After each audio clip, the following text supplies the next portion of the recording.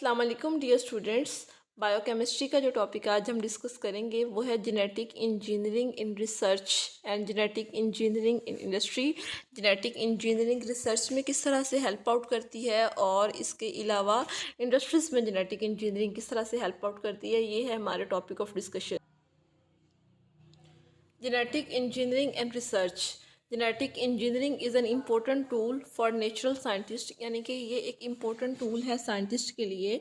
Scientist के लिए genes and other genetic information, genes या दूसरी जो जेनेटिक इन्फॉर्मेशन होती है एक ऑर्गेनिज्म से ट्रांसफ़र की जाती है बैक्टीरिया में। ठीक है, बैक्टीरिया के अंदर ये स्टोर होती है और इसके अलावा फिर बैक्टीरिया के अंदर ये जेनेटिक इन्फॉर्मेशन या जीन्स जो होते हैं ये मॉडिफाई होते हैं, creating genetically modified bacteria in the process. इस प्रोसेस के अंदर जो बैक्टीरिया होता है जेनेटिकली मॉडिफाइड हो चुका होता है।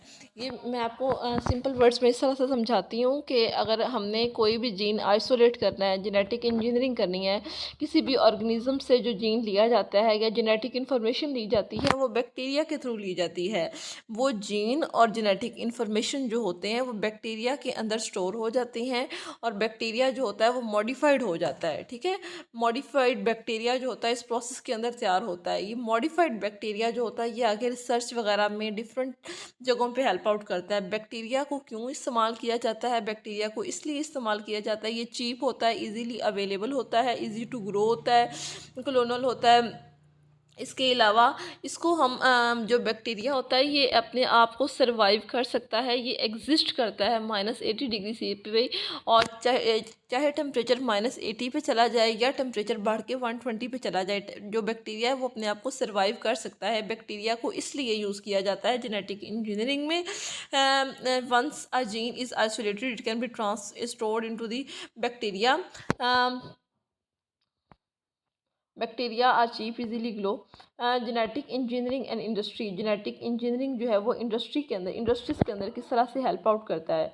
Genetic engineering technique using genetic engineering techniques one can transform micro organism such as bacteria और यीस्ट और transform cells from multicellular organism such as insects और mammals with a gene coding for a useful protein.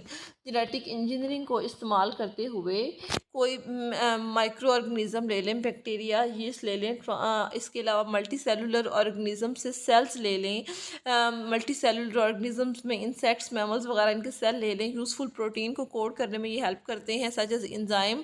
ये जो organism होते हैं transformed organism होते हैं, ये जो ट्रांसफॉर्म्ड ऑर्गेनिज्म जिसके अंदर करेक्टरिस्टिक्स आ चुकी होती हैं, ठीक है, ये ऑफ डिज़ायर्ड प्रोटीन, इसके अंदर उनकी रिक्वायर्ड प्रोटीन होती है। One can manufacture mass quantity of the protein by growing the transformed organism into bacterial equipment using techniques of industrial fermentation then purifying the protein. इस प्रोसेस के through जो protein होती है वो लार्ज अमाउंट में, ज़्यादा अमाउंट में हमें अवेलेबल हो जाती है और उस प्रोटीन की करेक्टरिस्टिक्स वो होती हैं जो हमें रिक्वायर्ड होती हैं। ठीक है, इंडस्ट्रियल फर्मेंटेशन में भी ये हेल्प करता है। जेनेटिक इंजीनियरिंग जो है ये इंडस्ट्रियल फर्मेंटेशन में हेल्प करती है, इसके अलावा प्रोटीन को प्योरीफाई करने में ये हेल्प करती है। ठीक है, जेनेटिक इंजीनियरिंग का इंडस्ट्री से इस तरह से ताल्लुक़ है। ये एंजाइम्स वगैरह को जनरेट करता है। एंजाइम्स जो हैं ये आगे इंडस्ट्रीज़ में हेल्प करती हैं डिफरेंट फंक्शंस परफॉर्म करने के लिए, मेडिसिन को बनाने के लिए। टेक्सटाइल इंडस्ट्री में, पेपर इंडस्ट्री में एंजाइम्स जो हैं वो हेल्प करती हैं। जेनेटिक इंजीनियरिंग फाइबर इंडस्ट्री में, फार्मास्यूटिकल प्रोडक्ट्स में, पेपर में, बायोफ्यूल में, टिम्बर में, ये सारी जो जेनेटिक इंजीनियरिंग इन तमाम इंडस्ट्रीज़ में अपना रोल परफॉर्म करती है।